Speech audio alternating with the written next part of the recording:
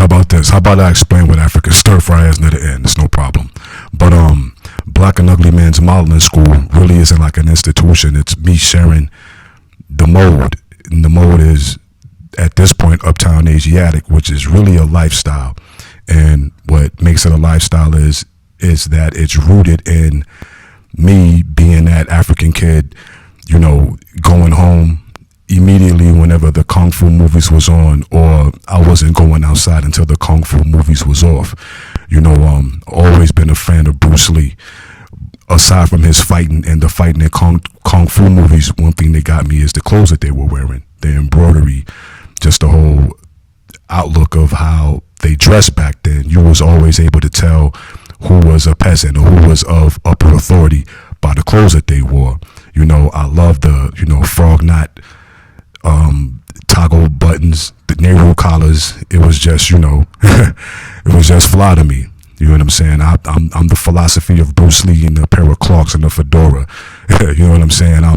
I'm Jim Kelly, Black Belt Jones, resurrected in this time as me. I'm into the Harlem Renaissance. I've always been. So Uptown Asiatic is that Far East fashion, maybe with a little bit of Dapper Dan. You know what I'm saying? But I've always admired linen and denim. You know, and as far as what I do have, I like to take care of my clothes because I want to be able to have it for a long time. You know what I'm saying? So I don't really try to, you know, quote unquote, look like anybody else. You know what I'm saying? But I always did say that if you want to see what's on sale, then it's easy as going to the club. You know, so, nah, I don't like looking like everybody else. I don't really consider myself a fashionista because I'm aware of fashion, but that doesn't necessarily mean I'm going to go out there and get it because it's popping to everyone else. I like going for things, you know, clothes and shoes that no one really might be rocking right now, just to have one up on. Like, yo, I've been on that while y'all are late. You know what I'm saying? And like I said, I just don't like looking like everybody else. That's just me. The fedora, that's funny you ask. My mother actually had a fedora, but she never wore it. You know what I'm saying? And she just hung it up on the wall. I used to always ask to wear it. She never would let me wear it. But one day I went outside and wore it, and everyone was standing around me like, wow. And this girl came up out of nowhere and smacked the shit out of me. You know what I'm saying? Knowing what I know now, I know what it was about. But the fedora, it did become a part of my identity, what I'm known as. You know what I'm saying? It's that level of coolness, that grown man fly. Again, back to the Harlem Renaissance, you know what I'm saying? So, yeah. Well, I'll tell you this. When I wake up and observe the ancestors, counsel with the ancestors, I like to just have a moment where I'm feeling myself.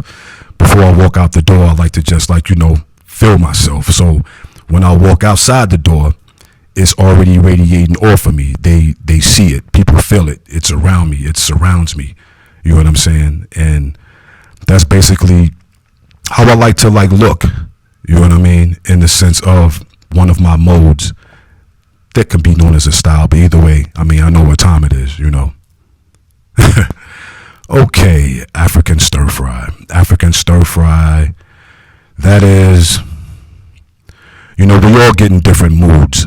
What are really our various personalities. I just so happen to be crazy enough to name one of my personalities. So African stir fry is that cool brother, that poet, you know what I'm saying, that side of me when I got it all figured out, can't nothing touch me, you can't tell me anything.